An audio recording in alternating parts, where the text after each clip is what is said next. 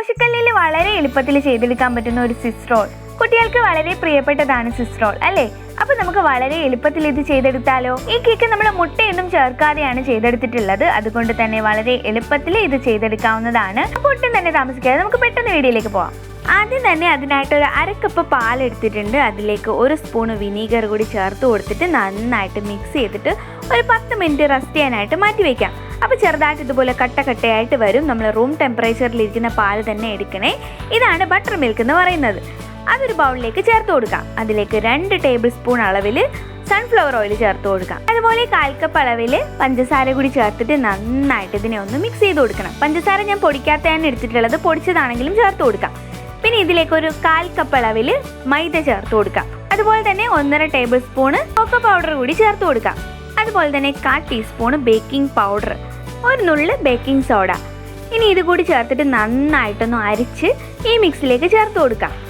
ഒരു നുള്ള് ഉപ്പ് കൂടി വേണമെന്നുണ്ടെങ്കിൽ ചേർത്ത് കൊടുക്കാം, മധുരം ഒന്ന് ബാലൻസ് ചെയ്യാനായിട്ട്.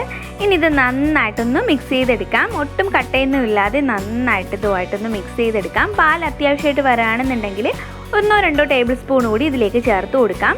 അപ്പോൾ ഇത് നന്നായിട്ട് മിക്സ് ചെയ്തെടുത്തിട്ടുണ്ട്. ഇനി നമ്മൾ ഫ്രൈ പാനിലാണ് ഇത് ചെയ്തെടുക്കുന്നത്.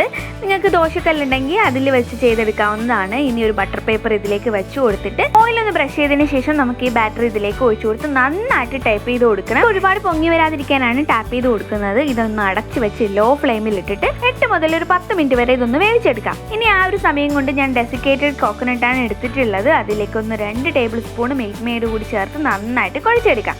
8 മിനിറ്റൊക്കെ ആയപ്പോഴത്തേക്ക് ഞാൻ കേക്ക് എടുത്ത് നോക്കി നല്ല രീതിയിൽ ഉള്ളൊക്കെ വെന്ത് വന്നിട്ടുണ്ട്. ഇനി ഇതിൻ്റെ തണുത്തതിന് ശേഷം ബട്ടർ പേപ്പറൊക്കെ ഒന്ന് റിമൂവ് ചെയ്തെടുക്കാം. ഇനി വേറൊരു ബട്ടർ പേപ്പറിലേക്ക് ഈ കേക്ക് വെച്ച് കൊടുത്തതിന് ശേഷം നമ്മൾ നേരത്തെ എടുത്ത് വെച്ചിരിക്കുന്ന ഡെസിക്കേറ്റഡ് കോക്കനട്ടിൻ്റെ മിക്സ് ഇതിലേക്ക് വെച്ച് കൊടുക്കാം. കേക്കിൻ്റെ എല്ലാ ഭാഗത്തും ഇതൊന്ന് ലെവൽ ചെയ്ത് കൊടുത്തതിന് ശേഷം നമുക്കിതൊന്ന് ബട്ടർ പേപ്പർ വെച്ച് റോൾ ചെയ്തെടുക്കാം. റോൾ ചെയ്തെടുക്കുന്ന സമയത്ത് ബട്ടർ പേപ്പർ ഒട്ടും തന്നെ ഉള്ളിൽ പോകാൻ പാടില്ല, കേക്കിൻ്റെ ഉള്ളിലായിട്ട് പോകാൻ പാടില്ല. ഇനി ഞാനിതൊരു ഓവർനൈറ്റാണ് ഫ്രീസറിലേക്ക് വെച്ചെടുത്തിട്ടുള്ളത്. അപ്പോൾ കേക്കും നല്ല രീതിയിൽ കട്ടിയായിട്ട് വന്നിട്ടുണ്ട്. അതുപോലെ അതിൻ്റെ ഫില്ലിങ്ങും നല്ല രീതിയിൽ സെറ്റായി വന്നിട്ടുണ്ട്. ഇനി ഇതൊന്ന് കട്ട് ചെയ്തെടുക്കാം. ചെറിയ പീസുകളായിട്ട് ഇതുപോലെ ഒന്ന് സൈഡ് കട്ട് ചെയ്ത് മാറ്റിയതിന് ശേഷം ഇതുപോലെ ചെറിയ പീസുകളായിട്ട് കട്ട് ചെയ്തെടുക്കുകയാണെന്നുണ്ടെങ്കിൽ നല്ല ടേസ്റ്റി ആയിട്ടുള്ള ഒരു സ്വിസ് റോൾ ഇവിടെ റെഡി ആയിട്ടുണ്ട്. അപ്പോൾ എല്ലാവരും ഒന്ന് ട്രൈ ചെയ്ത് നോക്കുക, അഭിപ്രായങ്ങൾ കമൻറ്റ് ചെയ്യുക. അതുപോലെ ഇതുവരെ എൻ്റെ ചാനൽ സബ്സ്ക്രൈബ് ചെയ്യാത്തവരാണെന്നുണ്ടെങ്കിൽ ഒന്ന് സബ്സ്ക്രൈബ് ചെയ്യുക, സപ്പോർട്ട് ചെയ്യുക. പുതിയ വീഡിയോ ആയിട്ട് വീണ്ടും കാണാം.